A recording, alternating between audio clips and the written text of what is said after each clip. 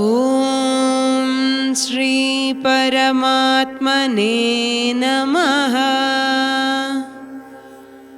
ಅಥ ಪಂಚಮೋಧ್ಯಾಯಃ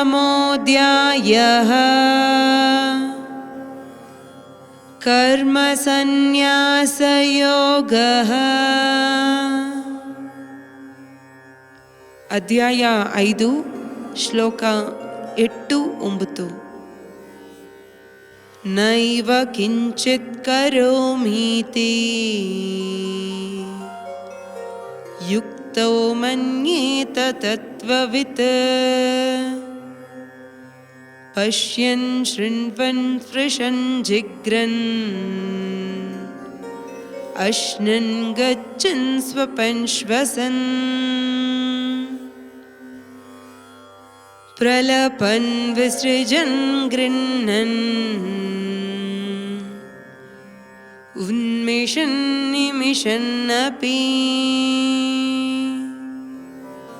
ಇಂದ್ರಿಯಾಣಿ ಇಂದ್ರಿಯಾರ್ಥೇಷು ವರ್ತಂತ ಇತಿ ಧಾರಯನ್.